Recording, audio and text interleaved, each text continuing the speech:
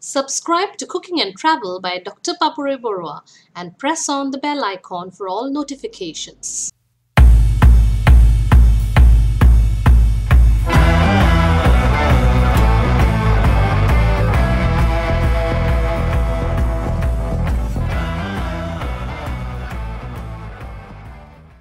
Good morning everybody and welcome back to my channel. I'm here before you today with a very traditional and authentically Assamese dish again, something that we normally have for breakfast and also for snacks, and nowadays it has become a common street food in Assam. Everybody enjoys, from the rich to the poor, and this is known as a ketli pitha. The word ketli comes from an earthen pot which was used usually to make the pithas or the cakes. Now it has been modernized and we now use what we call a kettle, and it has become ketli pitha now. And kettle is an equipment which is readily available in all traditional homes, and of course nowadays this has been displaced with some other more modernized versions, but still we are in love with this kettle if we are talking about the ketli pitha or ketli pitha as we call it. I'm going to show you a very easy version of the ketli pitha or ketli pitha, and that it's using so minimal of ingredients that you'll really love to try it out once again, and it's amazing.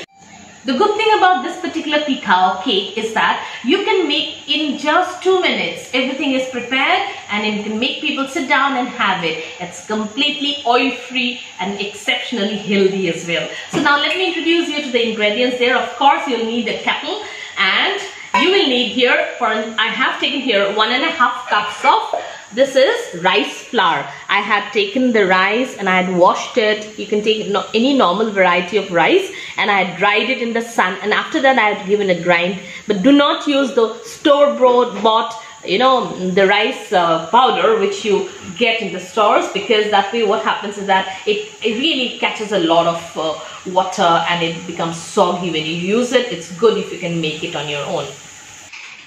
Apart from that, I am using some, say, half a teaspoon of salt there. I'm just going to use some water with the salt.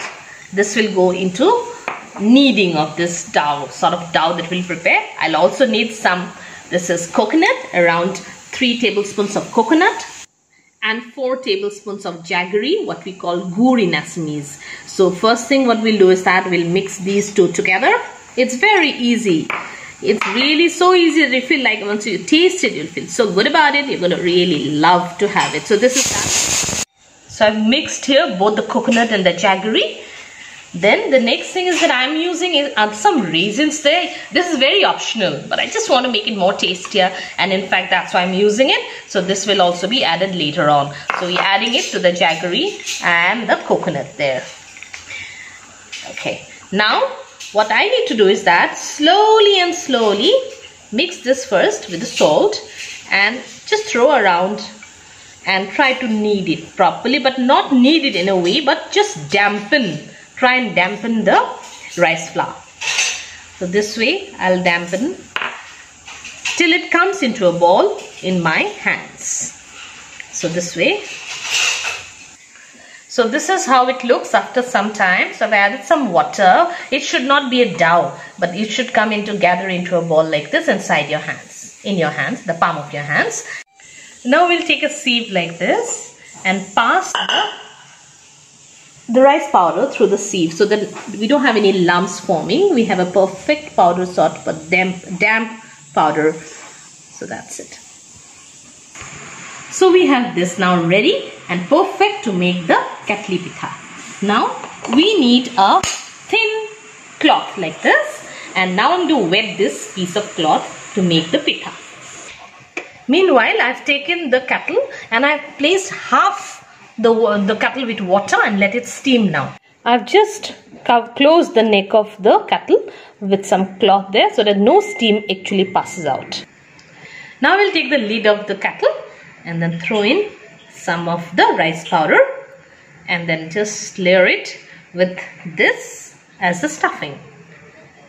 Just layer as much as you want. Alright, but there should also be another topping layer there with the rice powder, but we are not going to really push it in. If you push it in, it will not actually cook up. So just trying to level it up without pressing it down. My kettle's already ready. I can hear the sound there of the water boiling.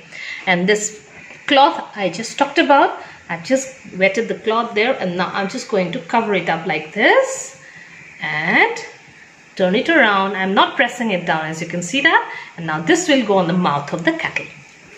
So I'm placing it in the mouth of the kettle properly, and I'll let it cook for say 2-3 minutes till it's done.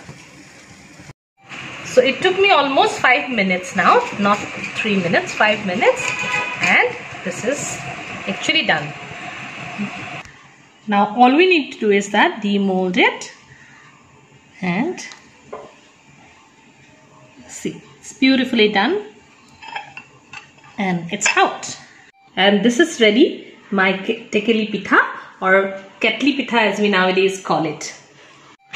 Okay, sometimes it might happen that it might get stuck like this, so it's a better idea to actually grease it. Now I'm going to just first of all clean it off and then grease it with some oil or some ghee, and then put the pitha.